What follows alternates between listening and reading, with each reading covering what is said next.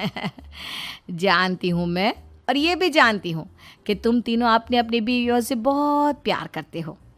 बेटा, बात ऐसी है कि हमारे कुल गुरु ने कहा है कि प्रेग्नेंट होने के बाद मेरी तीनों बेटियां शुरू के 4 महीने हमारे गांव में जाकर रहेगी, जहां मेरे चाचा जी रहते हैं।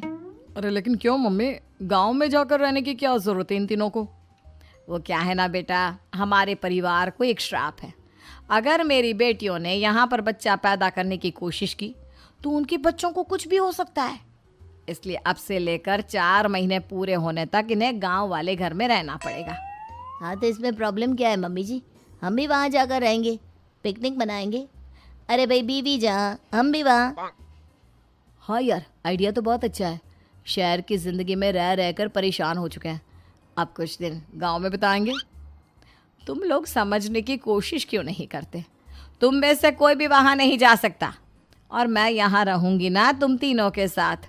4 महीने की तो बात है, उसके बाद ये तीनों ही लौट कर आ जाएंगी। ठीक है मम्मी जी, अब हमारे बच्चों का सवाल है तो ये तो करना ही पड़ेगा। कावेरी अपनी तीनों बेटियों को कुछ दिन के लिए घर से बाहर कहीं दूसरे शहर में रहने के लिए भेज देती है।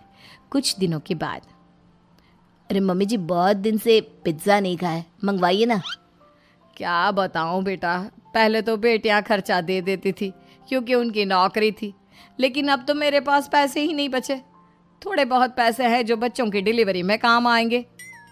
लेकिन मम्मी जी, आपकी बेटियों को वापस आने में तो अभी बहुत वक्त बाकी है। वही सोच सोच कर परेशान हो रही हूँ। सोच रही हूँ कल से दूध भी बंद करवा देती हूँ।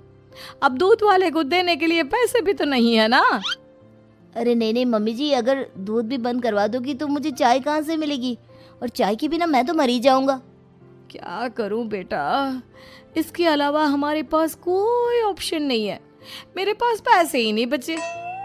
इस तरह कावेरी जी धीरे धीरे अपने तीनों दामादों को पैसे देना बंद कर देती हैं और घर में खाने पीने की चीज़ें लाना भी बंद कर देती है।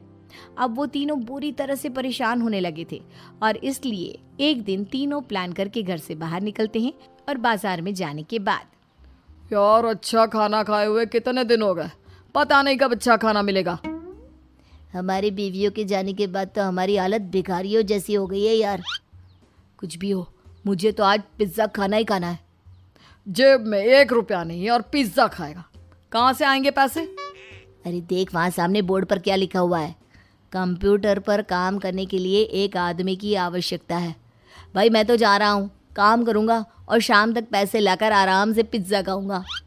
जा जा, तुझे कोई काम नहीं देने वाला, हम तो घर जा रहे हैं।